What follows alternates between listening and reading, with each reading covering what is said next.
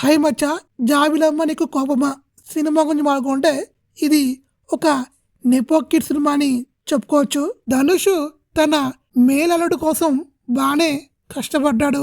తన మేనల్లుడు కోసమే ఈ సినిమాని తీసేయని మనకి క్లారిటీగా అర్థమవుద్ది.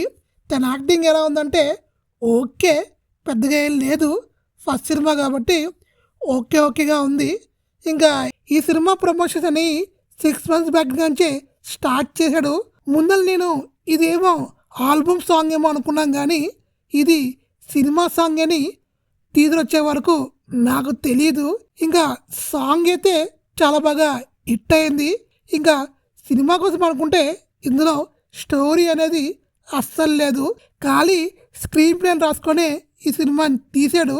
ఇంకా ఈ సినిమాలో కామెడీ ట్రాక్లు బాగున్నా లవ్ సీన్స్ మాత్రం నాకు పెద్దగా ఎక్కలేదు.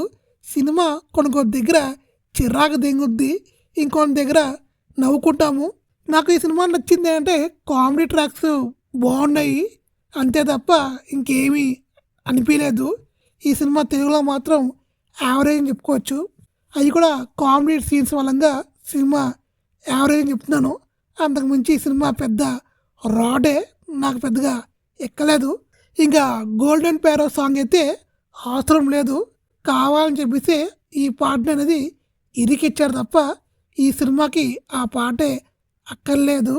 ప్రొడక్షన్ వాల్యూస్ మాత్రం చాలా బాగున్నాయి. ఇంకా సినిమాటోగ్రఫీ కూడా బాగుంది, టెక్నికల్ వేస్లో చాలా బాగుంది. ఇంకా ఈ సినిమాలో హీరో ఫ్రెండ్గా చేసిన తను చాలా బాగా చేశాడు. ఈ సినిమాకి తనే ఒక ప్లస్ అని చెప్పుకోవచ్చు. ఇంకా ఓవరాల్గా మాట్లాడుకుంటే మీరు కానీ ఈ సినిమా చూడకపోతే ఓటీటీలో వచ్చాక ట్రై చేయండి. థియేటర్కి వెళ్ళి చూడాల్సిన సినిమా అయితే కాదు, ఇది ఓటీటీ కంటెంటే, ఓటీటీలోనే బెస్ట్ అని చెప్తాను. ఇంకా వెళ్తారో లేదనేది అది మీ ఇష్టము. ఇంకా నా రేటింగ్ అయితే 2 out of 5 ఇస్తాను.